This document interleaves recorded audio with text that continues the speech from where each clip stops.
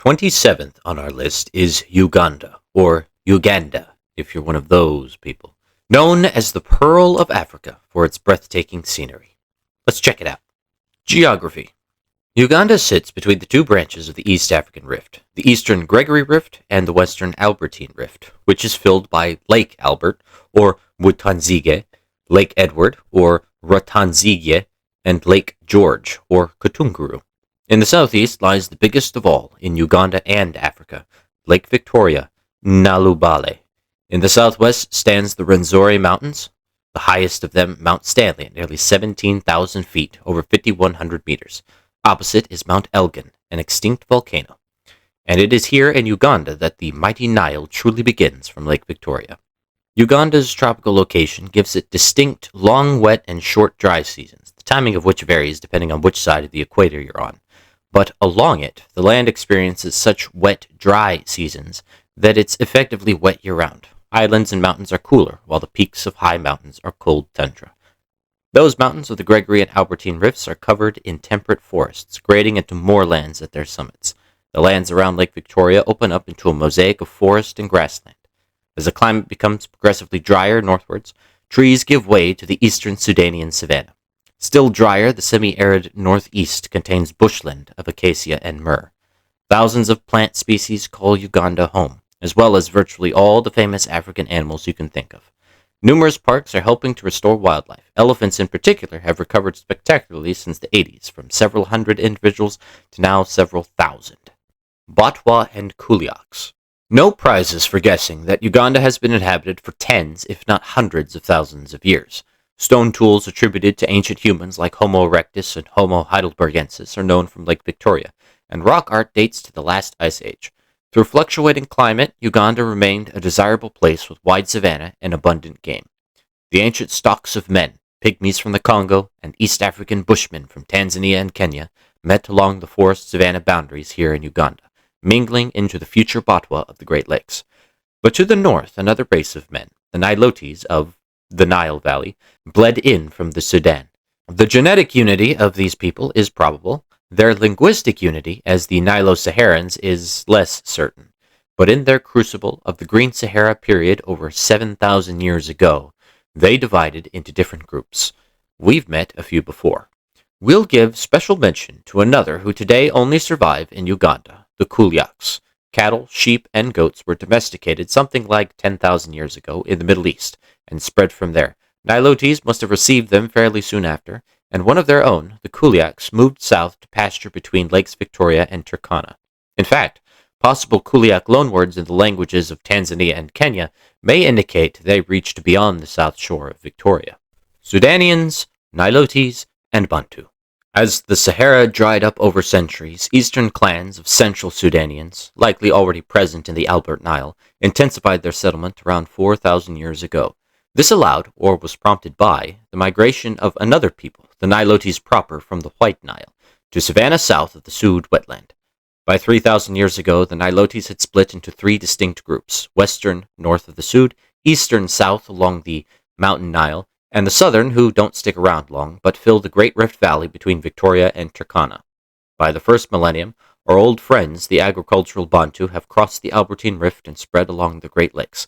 Yes, the poor Batwa are then pushed into the mountains away from prime pasture and farmland. Those of the Rwenzori become known as the Nswa, and the poor Kuliaks, if they were far more widespread, are pushed into the headwaters of the Pagar and Okot rivers. Lake Kyoga and the Victoria Nile serve as the boundary between the newcomers, the more humid south better suited to farming, the more arid north for herding. Now we get to play my favorite game, Ethnogenesis. Let's start with the Central Sudanians, who in Uganda become the Morumati. The eastern Nilotes break into Bari in the Nile, Lotuko in the Achwa Valley, and the Atikar in the Pibor Valley. Southern Nilotes become the Kalenjin. As time goes on, the Bantu join the fun. Those in Uganda are part of the northern Lacustrian people, along with Burundi and Rwanda, speaking of whom, the western branch coalesces along the Albertine Rift and highlands south of Lake Edward. To their east, the West Nyanza emerge along the northern shore of Lake Victoria. Nyanza is Kinyarwanda for lake, and Victoria, by the way. The Luya form along the Malaba and Nzoia rivers. South of the Nyando River are the East Nyanza people. Fast forward to the second millennium, and the western folk split into Forest and Highland Kivu and the Nande in the Semliki Valley. The West Nyanza become the North Branch along Lake Victoria, north of the Kagera River, while the West and South become the Rutara people. Also, around this time, a Western Nilotic people from the Sudan, Luo, migrate southwards and settle the Albert Nile and Achwa, displacing their cousins the Bari and Lotuko. The Moro Madi left behind in Uganda become the Lugbara. Empire of Kitara. Now that we've got all our pieces on the board, we can move them to some exciting places. I've teased this long enough. Now introducing Kitara.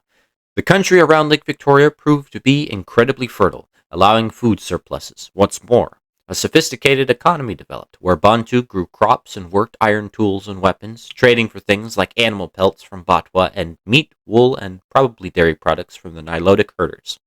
Uganda became its own complex world of trade and chiefs and war, and when it did interact with the outside, it usually was for the trade of ivory. In exchange, the Swahili and Somalis of the East introduced bananas, originally from Southeast Asia. Rutara chiefs took advantage of this wealth, increasing their power and organizing institutions to support trade and food production. Eventually, by the second millennium, one of them emerged, Kakama, and brought many others under his rule. The first of the Tembuzi dynasty, Kakama united the Rutara people as the Kingdom of Kitara. Some escaped his rule. Those south of the Rukiga Mountains became the Chiga, and others south of the Kagera River became the Ragwe. Kitara had no written language, and all knowledge of them is based on oral history. My time on this earth has, however, taught me that people don't just make up their own histories like that. Sure, some events might be embellished, misremembered, people confused, and combined with others, but very rarely just invented. Kitara became an expansionist state, warring with her neighbors for land and animals. The semi-nomadic Nilotes were always ready for a fight and escaped domination.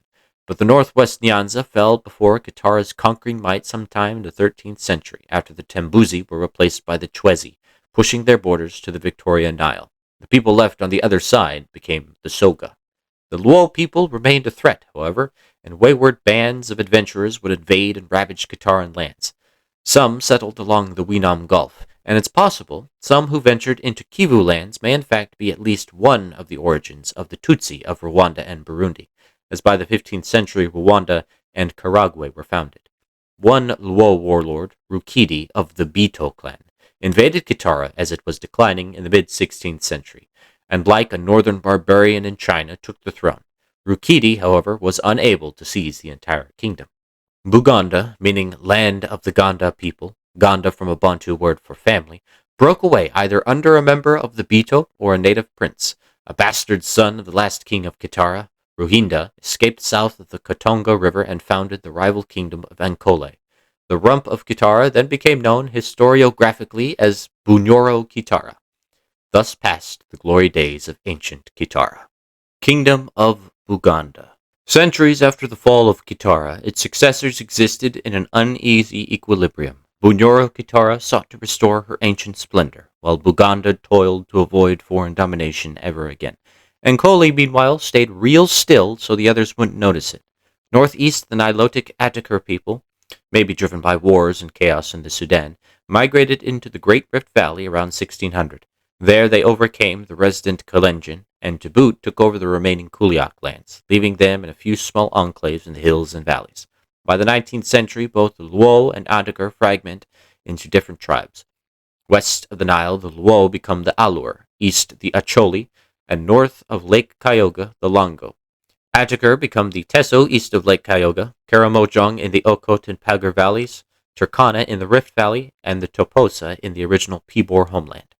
To the south, Bunyoro Kitara was the top dog for a time, but found itself unable to reconquer its lost territories. Soon, Buganda eclipsed its rival by establishing a very strong centralized kingdom. The Bugandans set up an efficient economy based on highly nutritious bananas and state officials to manage it. The Kabaka, or king, was elected amongst the royal princes, and he created a highly disciplined military, conscripted via military districts. To support this army, Buganda built roads and supply depots, royal arsenals manufacturing iron weapons, and a tight communication network with the royal court in Mengo. With such logistics, the Kabakas of Buganda could throw over 100,000 men at virtually anywhere around Lake Victoria, fielded by a fleet of war canoes. Buganda became the regional hegemon, raiding her neighbors for livestock, women, slaves, and treasure. In her more generous moods, Buganda merely demanded tribute. Burning of farms and villages was a favorite tactic of theirs, and Bunyoro Kitara was so frustrated with their constant raids they took to calling Buganda the land of wild dogs. Buganda must have caught wind of it, because in 1831 they helped an uppity Bunyoro prince rebel against his father. Olimi became king of Taro between Lakes Albert and Edward. Buganda got an ally and weakened her rival. At this point, I think it's best to just remove Kitara from Bunyoro, though it did manage to subjugate Taro in 1876. Buganda prospered by the ivory trade, invigorated with the rise of Tipo Teep in the Congo. Europeans poking around in the interior of Africa inevitably stumbled upon Buganda, and were impressed with what they saw. English explorer John Hanning Speke, while looking for the source of the Nile and naming Lake Victoria, visited the court of King Mutesa I in 1862. Despite their warlike reputation, the Bugandans impressed the Europeans with their manners. Of course, the Bugandans had an angle. Egypt was the first major foreign presence to begin probing into Uganda, doing so along the Nile during their conquest of the Sudan. Khedive Ismail of Egypt sent Englishman Samuel Baker to conquer the country south of the Sud in 1869. By 1870, Egyptian armies had occupied Acholi lands north of the Victoria Nile. To protect his kingdom, King Mutesa requested Western science and technology from Britain, and he knew the best way to a 19th century European's heart was interest in Christianity. 1877, the first Anglican missionaries arrived in Buganda. Not to be outdone by neither Protestants nor Englishmen, the French Catholic White Fathers sent their own missionaries in 1879. Muslim Zanzibari traders got in on the fun and spread their own religion. Both Europeans and Zanzibaris sold guns, so the king was happy. Conversion of Buganda continued, soon dividing the country into three rival factions, the royal court caught in the middle. Mutesa died in 1884, his son Mwanga II succeeding. Mwanga decided it was a good idea to murder a bunch of Christian converts, and got overthrown in 1888 in favor of his brother Kiwiwa. He was deposed by another brother, Kalema, supported by the Muslims. Well, Mwanga fled to the British based in Mombasa on the coast. At the Berlin Conference, Britain split the Swahili coast with Germany, getting the northern part. The 1890 Anglo-German Treaty specified the border as the 1st degree south latitude. To facilitate control, the Imperial British East Africa Company was founded. With their support, Mwanga took back the throne, converted to Anglicanism, and agreed to become a protectorate of the company, effective 1891. I wasn't able to find much information, but I suspect the IBEAC also helped Taro break free of Bunyoro control, only to fall under theirs. 1892, the last Catholic missionaries were expelled, securing British Protestant control over Buganda.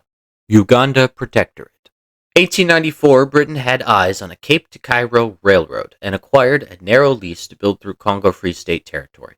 The formal border was a northeast line from Lake Tanganyika to the intersection of the 1st degree 20 minutes south latitude and the 30th degree east longitude, thence northwards.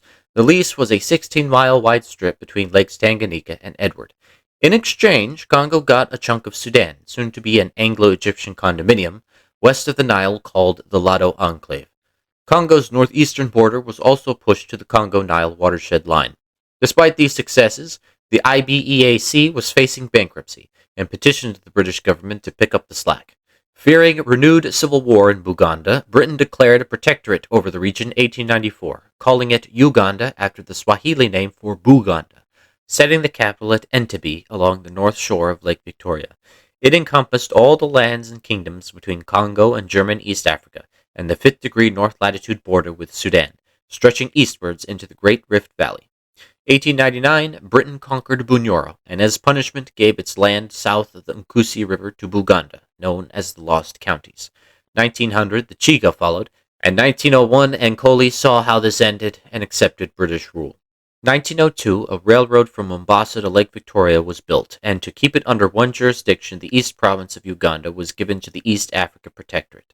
Up the Sio River, thence along some lines and streams to the Malaba River, up across Mount Elgin, down the Swam River to Lake Turkana. Disagreements around Lake Kivu resulted in a 1910 readjustment. With German East Africa, the border ran along the 1st degree south line, west along the Kagera River, then the Muvumba River, thence along some ridges to across the peaks of the Virunga Mountains, and with Belgian Congo north along some lines, and then the Ishasha River to Lake Edward, up to a small stream, across the Rwenzori Mountains, then down the Semliki River to Lake Albert.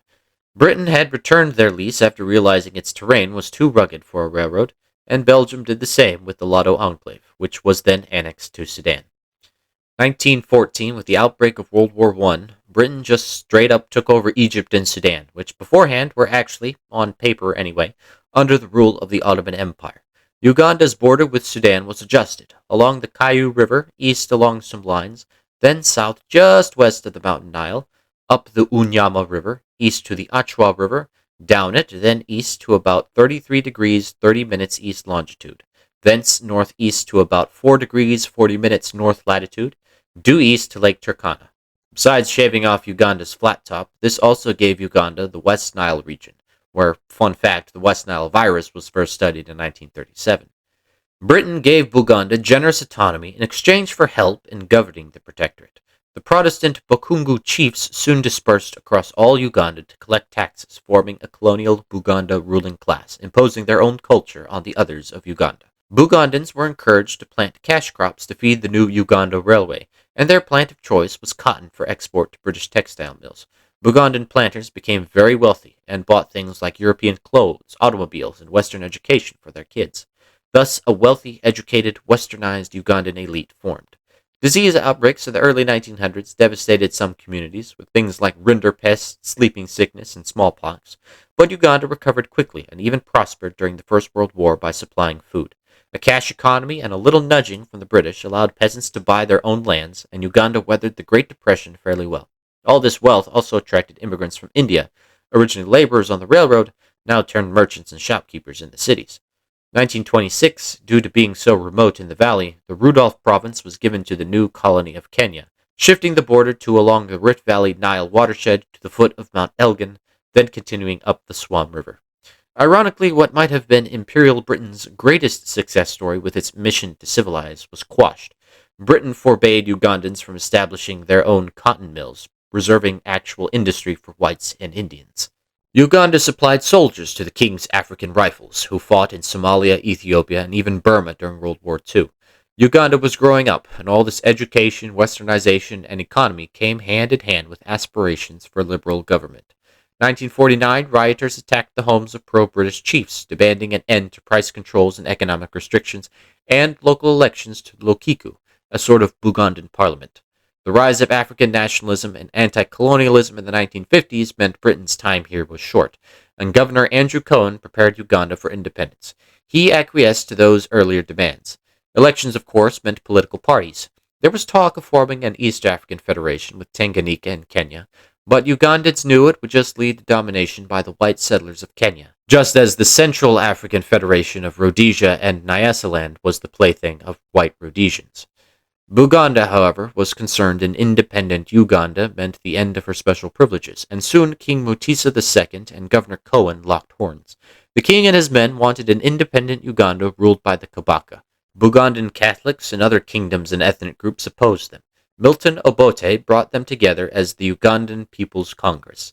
This all was a recipe for disaster. The British proposed a federal solution. The king's men formed their own party, Kabaka Yeka, and they, along with the UPC, formed a coalition against the Catholic Buganda Democratic Party. Together they won the first election in 1962. Sovereign State of Uganda. October 9, 1962, Uganda became independent as a Commonwealth Dominion, meaning it retained Queen Elizabeth II of the United Kingdom as its head of state. It was a federation, though finding the exact constituents wasn't easy. It seems to have been comprised of the kingdoms of Buganda, Bunyoro, Taro, and Ankole, and other territories of Kigezi for Chiga, Busoga for Soga, Bukedi and Bugisu for two tribes of Luia, Sebe for a tribe of Kalenjin, Karamojong, Teso, Longo, Acholi, and West Nile for the Lugbara and Alor. The capital was shifted a short ways to Kampala. This situation suited no one in government, and October 9, 1963, a new constitution replaced the Queen with King Mutisa II, nicknamed Freddie, as ceremonial president, while Milton Obote became Prime Minister of the new Sovereign State of Uganda. A 1964 referendum returned the lost counties to Bunyoro in 1965. This cheesed off Mutisa and the Kabaka Yeka, compounded by a scandal that alleged Obote's government and a Colonel Idi Amin were running guns to Congolese rebels for gold and ivory. The coalition disbanded, and the Kabaka Yeka called for a parliamentary investigation in 1966. His back up against a wall, Obote had Amin coup the government, suspended the constitution, and declared a state of emergency. Obote made himself president, and before King Freddy could respond, Amin sacked his palace, though the king escaped into exile. 1967, Obote enacted a new constitution for the Republic of Uganda, himself as president, abolishing all kingdoms and making Uganda a unitary state. Republic of Uganda. Immediately, Obote cracked down on his opponents, including those in the UPC. Tactics included, but were not limited to, harassment, beatings, torture, and summary executions via his secret police. Obote also pivoted towards socialism, nationalizing businesses and banks. The regime became filled with corrupt cronies, and food prices skyrocketed. Obote's particular persecution of the Indo-Ugandan middle class didn't help matters either. While Obote consolidated power, he kept Chief of the Army Idi Amin busy by sending him to aid Sudan during its civil war. Mutual distrust grew until Amin caught wind of his imminent arrest. Rumors exist that the West had grown tired of Obote. Israel, at least, was angered at Uganda meddling in Sudan, where they were meddling. With Israeli support, Idi Amin led a coup against Obote in 1971 while the president was overseas. Amin created a military dictatorship, appointing soldiers to the offices of the land. Longo and Acholi soldiers and police were massacred to remove any pro-Obote elements. Indians in particular reminded Amin of Uganda's colonial past, and he expelled 60,000 from the country. Among these Indo-Ugandans was the father of a Mr. Zoran Mamdani, mayor of New York City.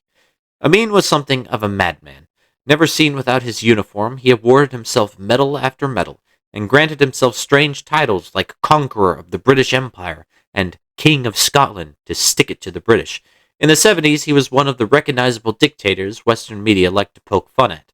But his comical international reputation belied a vicious brute. He acted like a latter-day barbarian warlord, using the blood of his enemies in war rituals, kept their severed heads as trophies, and even practiced cannibalism. Several 100,000 people were victims of Amin's bloody regime. His mismanagement of Uganda caused tensions with the army. Opinions differ whether it was a ploy to distract from internal problems, or he legitimately lost control of his soldiers. But 1978, the army invaded Tanzania. The goal became the conquest of the land north of the Kagera River. Amin challenged President Julius Nyerere to a boxing match, but 1979, Tanzania captured Kampala, while Idi Amin fled into exile, where he would die. Uganda, now occupied by Tanzania, Godfrey Binaisa became president, but moved against the reconstituted army and was couped by Paulo Mwanga. The 1890 election went to Milton Obote, an old friend of Nyerere brought back from exile. The Democrats called fraud, and agreeing rebels rallied with pro-Amin forces into the national resistance movement. Obote might not have been the best choice to rebuild Uganda after his first term, and during his second, the Ugandan Bush War started. Fought mainly in rural areas with guerrilla tactics, Obote's solution was to destroy large swaths of the country's fertile territory to break the rebels' means and will to fight. The conflict also took an ethnic character, Longo and Acholi against Bantus in the south. Obote's inability to end the war turned him into a liability, and he was overthrown by the army in 1985 for the second and last time, and fled into exile for the second and last time. A short military regime collapsed in 1986, and when NRA leader Yoweri Museveni captured Kampala, he became president and ended the Bush War. Several 100,000 more Ugandans had been killed, and it's where Paul Kagame cut his teeth before he and the Rwandan Patriotic Front invaded Rwanda in 1990. A further civil war continued as the NRA had to win their control over Uganda. Further devastation and civilian death occurred. 1994, the main rebel groups had been defeated, but Sudan and Zaire started funding their remnants. This, along with other factors, prompted Ugandan response that helped contribute to the First and Second Congo Wars, and another Sudanese civil war from 1996 to 2005, causing millions of deaths. Acholi nationalists, still vengeful at the NRA's treatment of them, have formed the Lord's Resistance Army, an Acholi Christian extremist group led by Joseph Kony. You know, the guy from Kony 2012, if you remember. He kidnaps children to become soldiers. He's still at large. Their goal is an independent Christian Acholi country, and his insurgency has lasted for decades, displacing millions. President Museveni remains in power, winning election after election seemingly by magic. Critics accuse his regime of corruption and human rights abuses, notably criminalization of homosexuality. On the flip side, Museveni has overseen dramatic economic growth. Besides agriculture, the economy has diversified with expanded infrastructure, mining, and interest in developing petroleum reserves. Education and healthcare have improved, and Uganda's ecology is taken seriously as a major source of tourism. Another case of authoritarian government, liberal economy that's all the rage in Africa these days. The China look. Joining the East African community has also opened up possibilities, as does the potential for an East African Federation. Wow, Uganda turned out to be a lot denser than I expected. Well, next time we move east to Kenya. See you there.